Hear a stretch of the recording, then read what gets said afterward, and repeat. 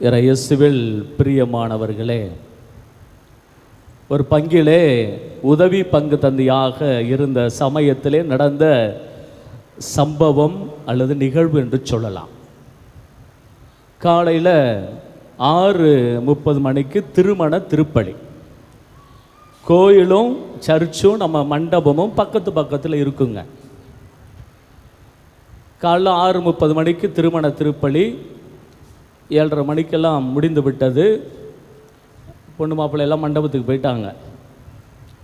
நானும் எனது அறைக்கு சென்று விட்டேன். ஒரு 10 நிமிடம் கழித்து ஒரே சத்தம். என்ன என்று எட்டி பார்த்தேன். பக்கத்தில் கோயிலும் மண்டபம் பக்கத்தில் இருக்கனால அந்த மண்டபத்துக்கும் கோயிலுக்கும் இடையில் அங்கே அந்த சம்பவம் நடக்கிறது. அந்த கோயிலினுடைய கோயில் பிள்ளைய ஒரு பையன் 23 அல்லது 24 வயசு இருக்கும். அந்த பையன் அடிக்கிறான், கீழே கிடக்கிறாரு, உதைக்கிறான். எனக்கு அதில் பக்குன்னு ஆயிடுச்சு, அதிர்ச்சி அடைஞ்சிட்டார். என்னடா நம்ம கோயில் பிள்ளையா, அதுவும் வயசானவரை போட்டு இந்த பையன் அடிச்சுக்கிட்டு இருக்கிறான், கீழே போட்டு மிதிச்சுக்கிட்டு இருக்கான் அப்படின்னு சொல்லி நான் ஓடி போய் 2 பேரையும் தடுத்தான். 2 பேரையும் தடுத்து அவர்கிட்ட கேட்டேன், ஏன் உங்களை அடிக்கிறாங்க அப்படின்னு கேட்டான். நான் ஒன்றும் சொல்ல, குடிச்சிட்டு சத்தம் போடாதப்பா, வெளியில் போய் சத்தம் போடுப்பா, இந்த இது மட்டும்தான் சொன்னேன் ஃபாதர், அதுக்கு என்னை அடிக்கிறான் அப்படின்னு சொன்னார். இப்போ நான் அந்த பையன்கிட்ட சொன்னேன், அப்பா வயசானவர் கோயில் பிள்ளை, நல்ல விஷயம் தானே சொன்னார் அப்படின்னு பேசிக்கிட்டே இருக்கிறப்ப பலார்னு எனக்கு கன்னத்தில் அடிச்சிட்டான். அதுவும் அவன் நல்ல முரட்டு ஆனா, 23-24 வயசு முரட்டு ஆள், அங்கேயோடு நிற்கிறான்.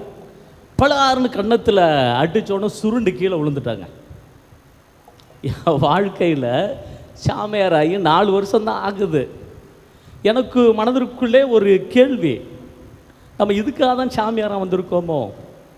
இன்னொருத்தன் அடிக்கிறதுக்கு அதை நம்மெல்லாம் அப்படியே அமைதியாக இருக்கணும், எல்லாம் கேட்டுக்கிட்டு இப்படி தான் இருக்கணும் அப்படின்னு தான் நம்ம சாமியாராக வந்திருக்கோமோ? மனதிற்கு கேள்வி, ஏன் நம்ம சாமியாராக வரணும்? கண்டவெல்லாம் அடிக்கிறது தான் சாமியார்? இதெல்லாம் மனதில் கேள்வி எழுந்து கொண்டே இருக்கிறார். நான் எழுந்திருச்சு பொறுமையாக ரூமுக்கு வந்துட்டேன். மனசுக்குள்ளே போராட்டம், என்னடா நம்மளை அடிச்சிட்டானே, ஏன் அவன் என்ன அடிக்கணும்? நானும் தப்புமே அவனை இது தப்பாக கூட நான் பேசலையே. ஏன் தம்பி அவரை அடித்த நல்ல விஷயம் தானே சொன்னார், இதை தானே நான் கேட்டேன், ஏன் அடித்தான் அப்படின்னு மனதிற்குள்ளே கேள்வி. ஒரு விதத்தில் இந்த கேள்வி பல சந்தேகங்களை ஏற்படுத்தியது.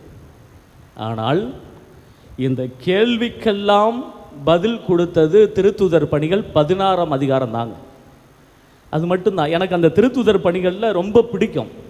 ஏன் அப்படின்னா, புனித பவுலுடைய வாழ்க்கை வரலாறு அவ்வளோ அழகாக இருக்கும் அங்கே திருத்தூதர் பணிகளில். அந்த 16ஆம் அதிகாரத்தில் வருகின்ற சம்பவம் தான் எனது அந்த நிகழ்ச்சி அந்த சம்பவத்தை எனக்கு மன அமைதியை கொடுத்தது, என்னை சாந்தப்படுத்தியது. நீ இதுக்கு தான் சாமியாரை வந்த, நீ இதுக்கு தான் வாழணும் அப்படின்னு என்னை மன அமைதியை ஏற்படுத்திய அந்த 16ஆம் அதிகாரம் தாங்க திருத்தூதர் பணிகள் 16ஆம் அதிகாரம். அது ஒன்றும் இல்லை, பெரிய காரியமெல்லாம் சின்ன விஷயந்தான், ஆனால் சூப்பராக கொண்டு போயிருப்பாங்க. அந்த சம்பவம் பிலிப்பி அப்படின்னு ஒரு நகருங்க. அந்த நகருக்கு பவுல் நற்செய்தி அறிவிக்க போகிறார். அங்கே ஒரு பெண்ணை அடிமையாக வச்சிருக்க ஒரு கூட்டம். அது என்ன கூட்டம் அப்படின்னா, அந்த பெண்ணு மேலே தீயாவி பிடித்திருக்கிறது. இந்த தீயாவி பிடித்திருக்கிற அந்த பெண் போய் குறி சொல்லுது. வரவங்களாம் குறி சொல்லுவாங்களே, இதனால் நிறைய காசு கிடைக்குது. யாருக்கு? அந்த அடிமை வைத்திருக்கவர்களுக்கு காசு கிடைக்குது. அப்போ பவுல் போகின்ற பொழுது இந்த குறி சொல்கின்ற அந்த தீயாவி பிடித்திருந்த பெண்மணி என்ன தெரியுமா, இந்த மனிதர் கடவுளுடைய மனிதர் சொல்ற, ஒரு நாள் பொறுத்துக்கிறார், 2 நாள் பொறுத்து, பல நாள் பொறுத்துக்கிறார், ஒரு நாள் பொறுக்கவே முடியல. உடனே அந்த பெண்ணை கூப்பிட்டு, இயேசுவின் பெயரால் சொல்லுகிறேன், இந்த பெண்ணிடமிருந்து நீ ஓடி போயிடுன்னு அந்த தீயாவி விரட்டிடுறார். இந்த பெண் நலமடைந்து விட்டார். தன் கட்டுக்குள் அடிமையாக வைத்திருந்த அந்த கூட்டத்திற்கு இப்போ பிழைப்பு கெட்டு போய்விட்டது. அதனால் ஒரு பொய்யான குற்றச்சாட்டுகிட்ட போய் ஆளுநர்கிட்ட போய் சொல்கிறாங்க. இந்த கூட்டம் போய், நம்ம உரோமையர்கள், அவன் யூதன், நம்ம இடத்துல வந்து கலகம் அணுகிறான் அப்படி. அப்போ இந்த ஆளுநர் விசாரணை இல்லாமல் ஒரு ஆணையிடுறார். என்ன தெரியுங்களா? அவரை இழுத்துட்டு வந்து அவருடைய சட்டையெல்லாம் கிழிச்சு தடியால் அடிங்கன்னு அடிக்கிறாருங்க. மனுஷன் ஆணையிடுறாங்க. பவுலை சட்டையை பிடிச்சி கிழிச்சு தடியால் அடித்து சிறையில் தள்ளுறாங்க. இந்த சம்பவம் என்னுடைய சம்பவத்திற்கு மன ஆறுதலை கொடுத்தது. அதனால் இன்றைக்கு படிக்கப்பட்ட நற்செய்தி வாசகம் அழகாக சொல்லப்படுகிறது. ஓநாய்களுடைய ஆடுகளை அனுப்புவது போல உங்களை அனுப்புகிறேன். சாமியார் சிஸ்டங்களுக்கு மட்டும் இதை சொல்லல, நம்ம எல்லாருக்கும் இந்த விஷயத்தை சொல்கிறார். எல்லாருக்கும் இந்த விஷயத்தை சொல்லுகிறார். இன்றைக்கு பார்த்தோம் அப்படின்னா இந்த வயலன்ஸ் ரொம்ப அதிகமாக மாறி போய்விட்டது. ஒரு சாதாரண டிவியில் நாடகம் பார்க்குறதும் சரி, அல்லது பெரிய சினிமா திரையில் சினிமா பார்க்குறதும் சரி, அல்லது வில்லனுக்கும் ஹீரோவுக்கும் சண்டை நடக்கிறப்ப ஹீரோ தோக்குற மாதிரி சூழ்நிலை இருந்தால் இங்கே நமக்கு கை காலெல்லாம் துடிக்கும். அடி குத்து அப்படின்னு நமக்கு இங்கே கீழே இருந்து சொல்லுவோம். அதே மாதிரி சரி நாடகத்தில் வில்லிக்கும் அங்கே ஹீரோயினுக்கும் ஏதாவது பிரச்சனை இருக்கிறப்ப நம்ம அப்படியே இங்கே இருந்துக்கிட்டு ஆர்டர் பண்ணுவோம். யார்? அந்த ஹீரோயினை பார்த்து பேசிக்கிட்டே கன்னத்தில் பலார்னு ஒரு அறை கொடு, இங்கேருந்து நம்ம ஆர்டர் கொடுப்போம். நம்முடைய எண்ணங்கள் எல்லாமே வந்து ஒரு விதமான வயலன்ஸை உள்ளே புகுத்தி கொண்டே இருக்கிறது. இது ஒரு வித்தியாசமான உலகங்க.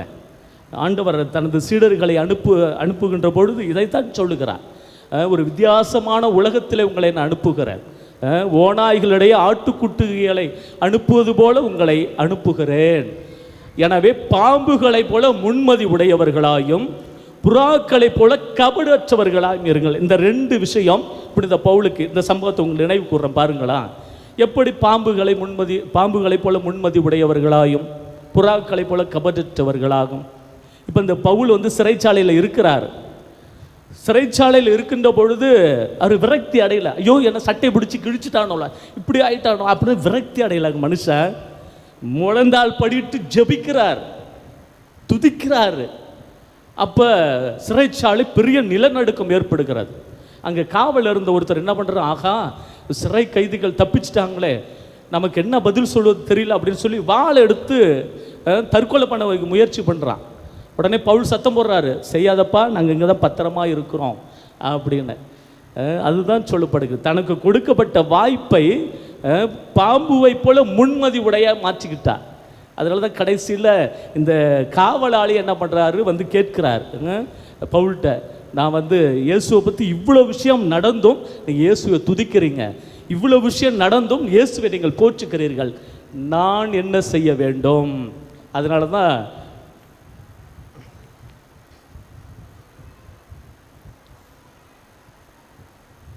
அவர் சொல்லுகின்ற வார்த்தை, ஆண்டவராகிய இயேசுவின் மேல் நம்பிக்கை கொள்ளும், அப்பொழுது நீரும் உன் வீட்டாரும் மீட்படைவீர்கள். இவ்வளோ அழகான வசனத்தை பார்த்தீங்களா? அங்கேயே வேலையை ஆரம்பிக்கிறார் பவுல். உடனே அவன் மனம் மாறி ஞானஸ்தானம்லாம் வாங்குறான். வாங்கிய பிறகு அவன் வழியாகவே இவருக்கு சிறையிலிருந்து விடுதலை கிடைக்கிறது. எப்படி முன்மதியாக மாற்றிக்கிட்டார் பார்த்தீங்களா பவுல்? அவருடைய கபடற்ற மனசு இயேசுவை துதிக்கணும்.